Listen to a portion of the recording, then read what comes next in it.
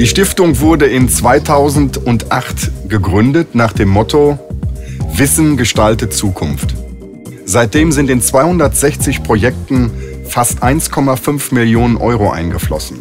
Das Ziel der Stiftung ist es, Kinder für Technik zu begeistern, ihnen die deutsche Sprache näher zu bringen und sie darauf vorzubereiten, dass sie sich im Straßenverkehr vorsichtig und aufmerksam bewegen.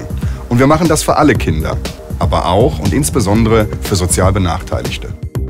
Jedným z cieľov nadácie je zatraktívniť technické vzdelávanie od materských cez základné školy s ťažiskom na stredných odborných školách, ako aj univerzitách technického zamerania. Cieľom projektov je zvýšenie efektívnosti vyučovania náročnej problematiky programovania mikroprocesorov a robotiky prostredníctvom atraktívnych učebných pomôcok. Je to pomerne ťažké dosť. Treba na to veľa času, ale je to taká zábava, že človek robí niečo kreatívne a mozog pri tom pracuje, takže úplne super to je.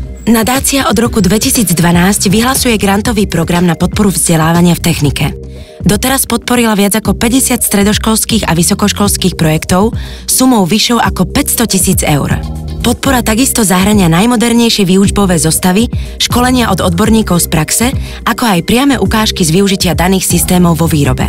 Medzi najúspešnejšie tak patria zostrojenie vlastnej učebnej pomôcky, vývoj open hardware platformy ako učebnej pomôcky v oblasti programovania alebo rýchlo nabíjačka elektromobilu. Ku konceptu bezdrôtového nabíjania elektromobilov nás privedla myšlienka prenosu energie vzduchom. Vybrali sme si aplikačné využitie v automobilovom priemysle, konkrétne dobíjanie batérií v elektromobiloch, kvôli tomu, aby sme ten elektromobil sprístupnili širokej verejnosti. Podpora technického vzdelávania je kľúčovou aktivitou našej nadácie. Podporujeme nielen študentov, ale tiež učiteľov, ktorí sa môžu neustále vzdelávať, rozširovať si svoje obzory a byť tak prínosom pre svojich študentov a samozrejme hlavne pre prax.